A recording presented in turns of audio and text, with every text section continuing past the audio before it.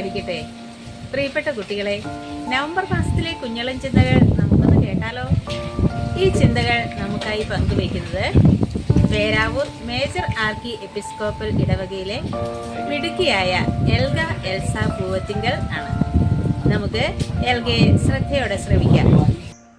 അറിയപ്പെടുന്നവരും അല്ലാത്തവരുമായ ഒട്ടേറെ ആളുകൾ നമ്മുടെ ജീവിതത്തിൽ പ്രകാശം പരത്തുന്ന മാതൃകകളായിട്ടുണ്ട്. നമുക്ക് മുൻപേ ജീവിച്ച് കടന്നുപോയ എല്ലാ വിശുദ്ധരും ഈ ലോകത്തിൽ പ്രകാശം പരത്തി കടന്നുപോയവരാണ്. ഗാന്ധിജി, മദർ തെരേസ തുടങ്ങിയ മഹത് വ്യക്തികൾ ഈ ലോകത്തിൽ കൊളുത്തിയ പ്രകാശം ഇന്നും കെടാതെ കത്തിജ്വലിച്ച് നിൽക്കുന്നു. നമുക്ക് അനുദിന ജീവിതത്തിൽ വെളിച്ചം പകർന്ന് മുന്നോട്ട് നയിക്കുന്ന അനേക വ്യക്തിത്വങ്ങളുണ്ട്. നമ്മുടെ മാതാപിതാക്കളും കൂട്ടുകാരും അധ്യാപകരും സ്നേഹിതരും ഒക്കെ നമുക്ക് പ്രകാശം നൽകുന്നവരാണ്. അവരുടെയൊക്കെ ജീവിതത്തിൽ തെളിഞ്ഞു നിൽക്കുന്ന വിളക്കുകളാണ് നമ്മെ പലപ്പോഴും വഴി നടത്തുന്നതും നമുക്ക് ആത്മശക്തി പ്രദാനം ചെയ്യുന്നതും. എന്നാൽ മറ്റുള്ളവരുടെ ജീവിതത്തിൽ പ്രകാശം പരത്താൻ നാം എന്ത് ചെയ്യുന്നു എന്ന് എപ്പോഴെങ്കിലും ചിന്തിക്കാറുണ്ടോ?